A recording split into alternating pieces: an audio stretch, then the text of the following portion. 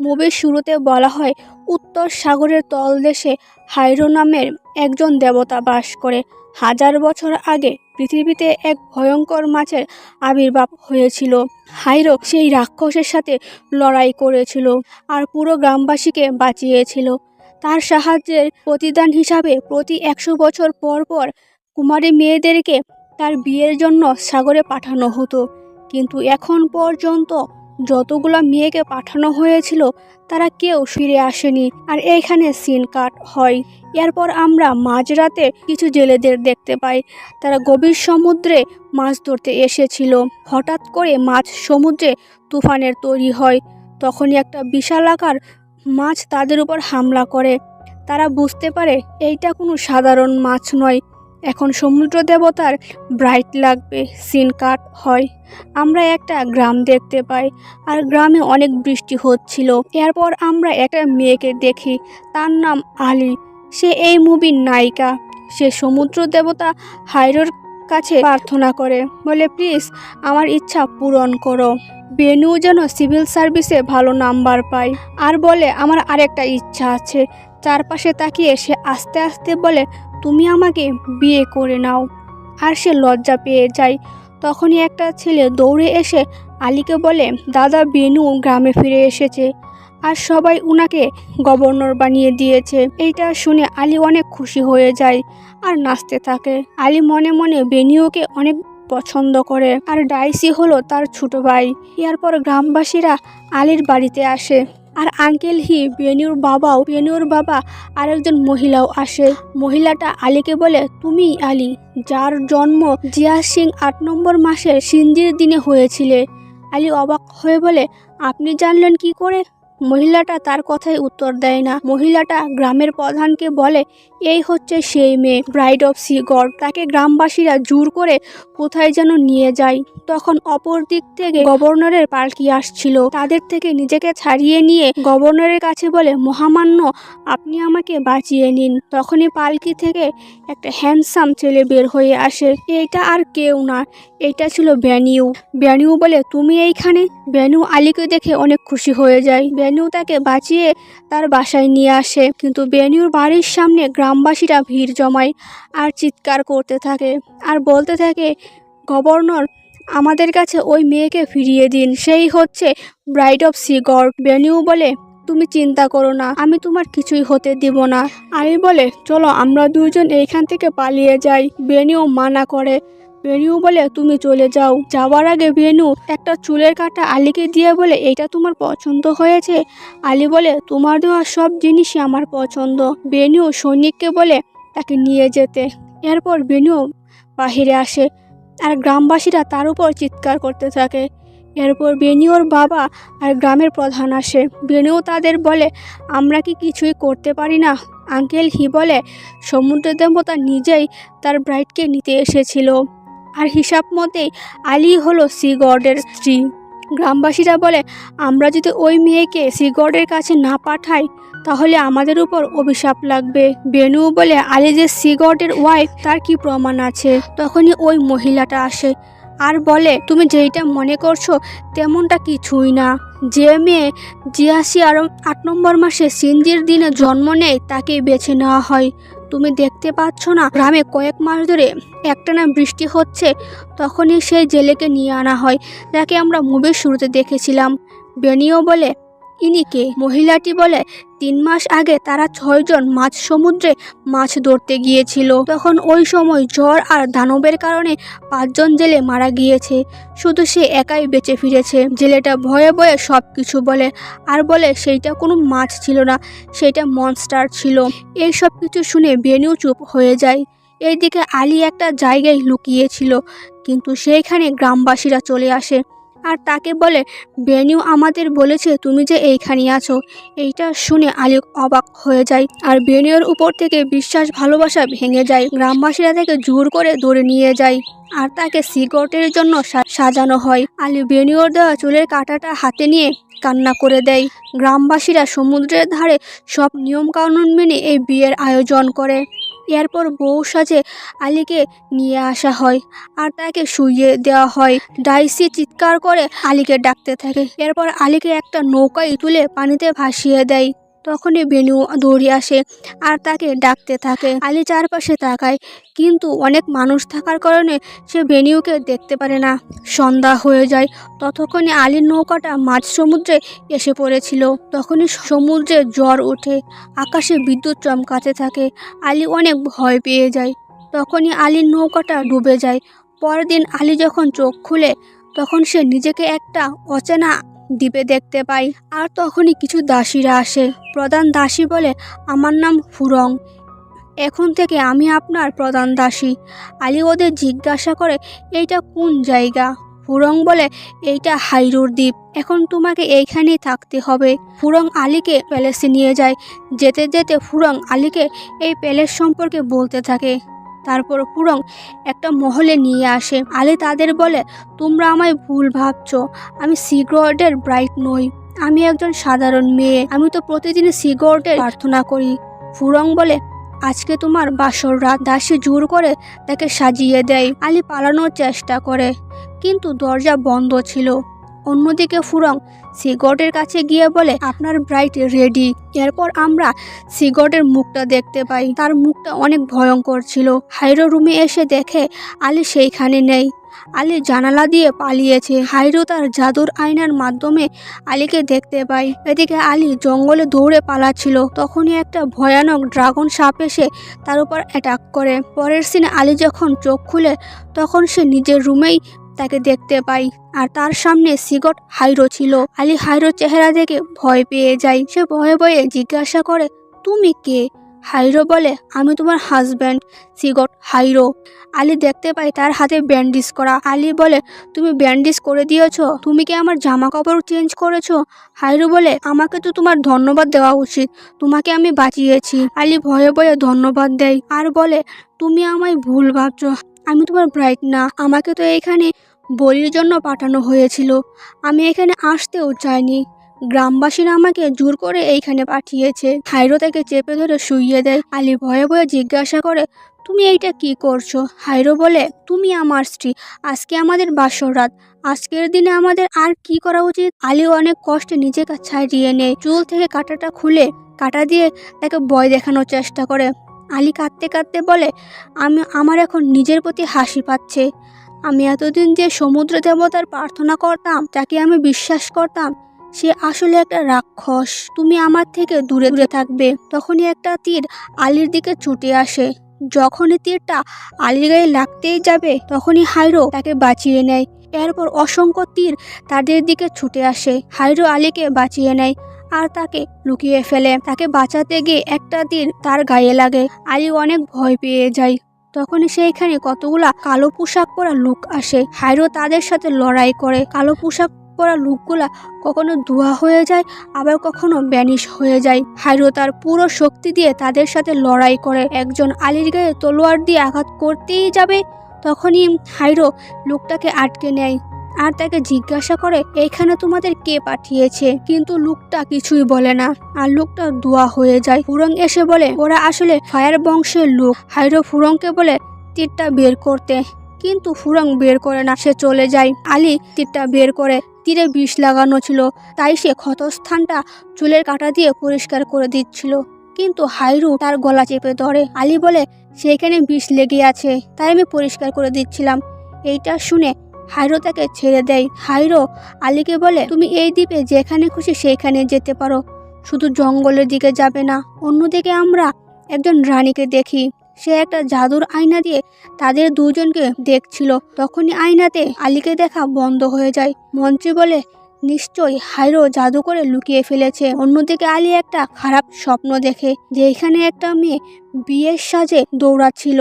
সকালবেলা বাগানে ফুরং আলীকে বলে, এই মহলকে নিজের বাড়ি মনে করো, তুমি এই দ্বীপের যেখানে খুশি সেইখানে যেতে পারো, শুধু মহলের দক্ষিণের দিকের গড়টা ছাড়া। আলী জিজ্ঞাসা করে, কেন? ফুরং বলে, ওই গড়ে সিগট ছাড়া আর কেউ যেতে পারে না। পরদিন আলী সমুদ্রের ধারে বেড়াচ্ছিল, তখনই সে একটা ছোট্ট সোনালী মাছ দেখতে পায়। মাছটা আহত ছিল। আলী মাছটাকে যত্ন করে একটা বড় পাত্রে রেখে দেয়। আলী মাছটাকে বলে, আজকে থেকে তুমি আমার বন্ধু। আমার নাম আলী। তোমার নাম কি? তুমি তো অনেক ছোট, তাই তোমার নাম দিলাম হাদায়ু। আলী শাঁখ বাজায় আর সে তার আর বেনু ভালোবাসার গল্প বলে। হাদায়ুর চোখের রং বদলায়। এইটা দেখে আলী অবাক হয় আর বলে, তুমি চোখের রঙও বদলাতে পারো? আমি ভাবতে পারিনি একটা মাছ আমার বন্ধু হবে। মহলে আলী খাবার খাচ্ছিল, তখনই সিগট আসে। তখন হাইরো বলে, তুমি কি মানুষের মাঝে ফিরে যেতে চাও না? তখন আলী বলে, যেতে না দিলে যাব কিভাবে? তখন আলী বলে, আমার একটা কথা রাখবে? তুমি গ্রামে অতিরিক্ত বৃষ্টি হওয়া বন্ধ করে দাও। এই জন্য গ্রামের মানুষেরা চাষ করতে পারছে না। আর মাছ ধরতে আসা জেলেদের ভয় দেখানো বন্ধ করো। এসবের জন্যই তো আমাকে এখানে পাঠানো হয়েছে, তাই এইগুলো তোমাকে মানতেই হবে। হাইরো বলে, ঠিক আছে। হাইরো বলে, আরো কিছু? আলী বলে, হ্যাঁ, তুমি আমার থেকে সবসময় দূরে থাকবে, কারণ আমি তোমাকে ভালোবাসি না। হাইরো বলে, কেন? তোমার মনে কি ভেনিউ আছে? আলী অবাক হয়ে যায় আর বলে, তুমি জানলে কিভাবে? হাইরো জবাব না দিয়ে তার হাতে একটা চাবি দিয়ে বলে, এখন থেকে তোমাকে এই মহলের মালকিন হতে হবে। তখন আলী বলে, মহলের মালকিন হলে কি দক্ষিণের ওই ঘরটাতে যেতে পারবো? হাইরো অবাক হয়ে যায় আর বলে, তোমাকে এইটা কে বলেছে? আলী জবাব না দিয়ে সেখান থেকে চলে যায়। আলী তার রুমে গিয়ে হাদায়ুকে খুঁজে পায় না। সে হাদায়ুকে খুঁজতে থাকে। অন্যদিকে বেনু তার বন্ধুর সাথে আলীকে খুঁজতে আসছিল। বন্ধু বলে, এই নকশাটা আমাকে আমার মাস্টার দিয়েছিল। কেউ জানে না সমুদ্রের ওই পারে কি আছে, দেবতা নাকি রাক্ষস। এদিকে আলী আবারও সেই স্বপ্নটা দেখে, যেখানে একটা মেয়ে বিয়ের সাথে পালাচ্ছিল আর তাকে কেউ মারার জন্য তার পিছু করছিল। মেয়েটা ভয়ে ভয়ে একটা আলমারির ভিতরে গিয়ে লুকায়, কিন্তু সেই লোকটা তাকে টেনে হিঁচড়ে নিয়ে যায়। মেয়েটার নখের আঁচড় আলমারিতে লেগে যায়। সকালবেলা আলী যখন ঘুম থেকে উঠে, তখন তার ঘরে সেই আলমারিটা দেখতে পায় আর সে অবাক হয়ে যায়। সে আলমারিটা খুলে আর সে দেখতে পায় সেই নখের আঁচড়টা। এই কথাটা সে ফুরংকে বলে। ফুরং যখন চেক করে, তখন দাগটা বেনিশ হয়ে গিয়েছিল। আলী অবাক হয়ে যায়। আলী সত্যিটা জানতে সেই দক্ষিণের দিকে ঘরটার সামনে যায় আর চাবিটা দিয়ে দরজা খোলার চেষ্টা করে, কিন্তু তখনই কিছু দাসীরা চলে আসে।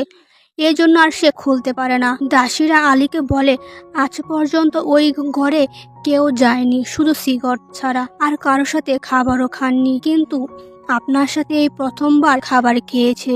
এর মানে হচ্ছে সিগট আপনাকে ভালোবাসে আর চাবিটাও শুধুমাত্র আপনাকেই দিয়েছে। আলী জিজ্ঞাসা করে, আগের মেয়েগুলার সাথে কি হয়েছে? দাসীরা বলে, ওরা ভয়ে পালিয়ে গিয়েছে। এরপর আলী গোসল করার জন্য পানিতে নামে, কিন্তু কিছু সাপ তাকে ঘিরে ধরে আর সে ভয়ে অজ্ঞান হয়ে যায়। তখনই একটা ছেলে এসে তার জাদু দিয়ে সেই সাপগুলাকে তাড়িয়ে দেয় আর আলীকে কিস করে। আলীর জ্ঞান ফিরলে ছেলেটাকে দেখে ভয় পেয়ে যায়। ছেলেটা বলে, আমি হাদায়ু। বিশ্বাস করানোর জন্য সে তার চোখের রং বদলায় আর শাঁখ বাজায়। আলী খুশি হয়ে যায় আর বলে, তুমি মানুষও হতে পারো। এরপর দুইজন অনেক গল্প করে। হাদায়ু বলে, আমার কোনো ভাই বোন নেই, জন্মের সময় আমার মা মারা গিয়েছে। আলী বলে, তুমি কখনো মানুষদের সাথে থেকেছো? ওই জায়গাটা অনেক সুন্দর। মানুষেরা যখন একে অপরকে ভালোবাসে, তখন তারা একে অপরকে ফুল দেয়। ফুল হচ্ছে ভালোবাসার অংশ। আচ্ছা, তুমি কি কখনো বৃষ্টি দেখেছো? মনে হয় না এই দ্বীপে কখনো বৃষ্টি হয়েছে। হাদায়ু তার জাদু দিয়ে বৃষ্টি নামায়। হাদায়ু বলে, যখন আমার অনেক বেশি কষ্ট লাগে তখনই বৃষ্টি পড়ে। আলী বলে, এখন কি তুমি কষ্টে আছো? হাদায়ু বলে, খুশিতেও চোখে পানি আসে।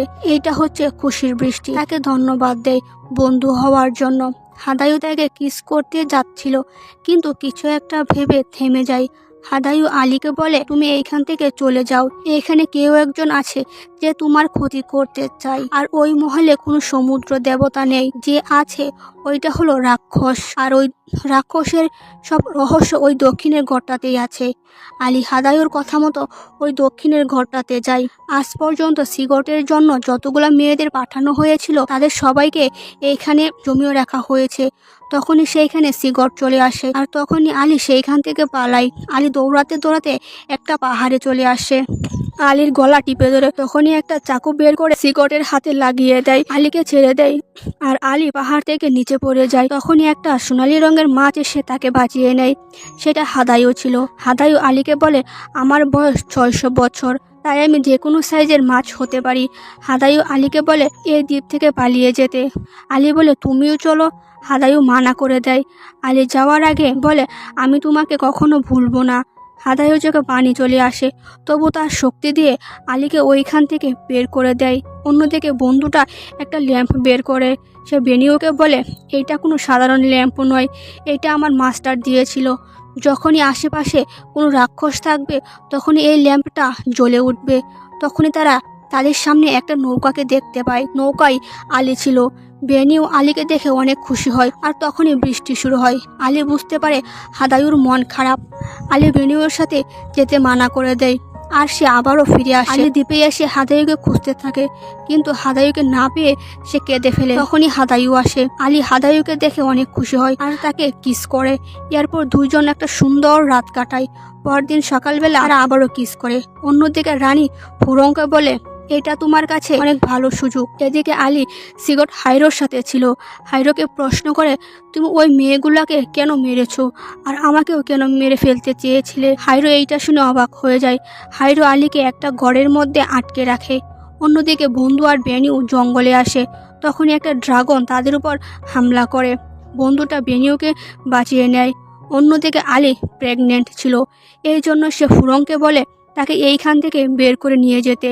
এইভাবে অনেক দিন চলে যায়। হাইরো তার শক্তি আর জাদু দিয়ে একটা ঔষধ বানায় আর সে আলীকে খাওয়ায়। আলী খেতে চায় না। তখন আলী তার চুলের কাঁটা দিয়ে হাইরোকে বারবার আঘাত করে। হাইরো তারপরও আলীকে সেই ঔষধটা খাওয়ায়। হাইরো আলীকে কিছু একটা বলতে যাচ্ছিল, কিন্তু তখনই আলী কাঁটাটা দিয়ে তাকে আঘাত করে পালিয়ে যায়। এই দেখে আমরা হাইরোর হাতে সেই ফুলটা দেখি, সেইটা তাকে দিয়েছিল। আলী পালিয়ে যাচ্ছিল দেখে ফুরং তাকে জঙ্গলে নিয়ে যায়। হাইরো তার জাদুর আয়নার সাহায্যে তাদের দেখে নেয়। এদিকে আলী জঙ্গলে ড্রাগন সাপটাকে দেখে ভয় পেয়ে যায়। ফুরং তার চোখ দিয়ে সাপটাকে কন্ট্রোল করে নেয় আর আলী অবাক হয়ে যায়। সে ক্লান্ত হয়ে একটা জায়গায় বসে পড়ে। ফুরং রেগে তাকে বলে, এতদিন আমি তোর সাথে ভালো ব্যবহার করেছি আর তুই আমার সাথে এই করলি? ফুরং আলীকে রানীর কাছে নিয়ে যায়। রানী আলীকে বলে, আমি হচ্ছে সিগটের মা। রানী আলীকে শূন্য তুলে বলে, তোমার পেটে যে বাচ্চাটা আছে ওইটা হাইরোর আর এই বংশের রাজকুমার। তোমার মতো দুর্বল মেয়েরা তাকে সামলাতে পারবে না, তাই ফুরং হবে এই দ্বীপের রানী। অন্যদিকে হাইরো আলীকে বাঁচাতে যায়, কিন্তু সেই ড্রাগনটা তার পথ আটকে দেয়, তাই সে ড্রাগনটাকে মেরে ফেলে। এইদিকে রানীর মন্ত্রীরা জাদুমন্ত্র করতে শুরু করে, যার ফলে আলীর পেটে যন্ত্রণা শুরু হয়। রানী বলে, আমাদের বংশের কেউই বাচ্চা জন্ম দিতে পারে, এই জন্য প্রতি 100 বছর পর পর কুমারী মেয়েদের এইখানে নিয়ে আসা হয় বাচ্চা জন্ম দেওয়ার জন্য। তাদের পেটে মাত্র 50 দিনের মধ্যেই বাচ্চার জন্ম হয়ে যায়, আর বাচ্চার জন্মের পরপরই মায়েরা মারা যায়। আলী বলে, এই বাচ্চাটা সিগটের না। মন্ত্রীরা জাদু মন্ত্রের মাধ্যমে বাচ্চাটাকে বের করে নেয়। আলী নিচে পড়ে যায়। বাচ্চাটা ছিল একটা ছোট্ট মাছ। একটা তলোয়ার বাচ্চার দিকে ছুঁড়ে মারে, কিন্তু আলী সামনে চলে আসে। তলোয়ারটা যখন আলীর গায়ে লাগতেই যাবে তখনই হাইরো তাকে বাঁচিয়ে নেয়। হাইরো বাচ্চাটার দিকে তলোয়ার বাড়ায়। আলী সেই তলোয়ারটা ধরে বলে, যদি মারতে হয় তাহলে আমাকে মারো। হাইরো বলে, এইটা আমি। তখন তার চোখের রং বদলায়। আলী বলে, হাদায়ু। তখন আলী বলে, তুমি কেন আগে আমাকে এইসব কিছু বলনি? হাইরো বলে, আমি জানতাম না আমি আসলে কতদিন মানুষ হয়ে থাকতে পারবো, এই জন্য আমি বলিনি। রানী বলে, সে তোমাকে প্রথম দিনই বাঁচিয়েছিল আমার নজরের থেকে আড়াল করে। ইচ্ছে করে সেই দক্ষিণের ঘরের চাবিটাও তোমাকে দিয়েছিল, তুমি যেন ভয় পেয়ে এইখান থেকে পালিয়ে যাও। তোমাকে বাঁচানোর জন্য সে ঘরের মধ্যেও বন্দি করে রেখেছিল। আলী বলে, তাহলে তুমি আমাদের বাচ্চাকে কেন মারতে চাইছিলে? হাইরু বলে, আমি মারতে চাইছিলাম না, আমি বাঁচাচ্ছিলাম। তখনই আলী অদৃশ্য হয়ে যাচ্ছিল। রানী বাচ্চাটাকে হাতে নিয়ে বলে, বাচ্চাটা চলে এসেছে, তার মানে তোমার কাজ শেষ। আলী কেঁদে কেঁদে বলে, আমাদের বাচ্চার নাম যাও রাখবে। আলী পুরোপুরি অদৃশ্য হয়েই যাচ্ছিল। তখনই সেখানে বেনিও আর তার বন্ধু চলে আসে। এদিকে হাইরোর মুখ থেকে মুখোশটা ভ্যানিশ হয়ে যায় আর একদম মানুষের মুখের মতো হয়ে যায়। বন্ধুটা বেনিওকে বলে, এই হচ্ছে সত্যিকারের ভালোবাসা। আলীর ভালোবাসায় হাইরোর উপর থেকে অভিশাপ কেটে যায়।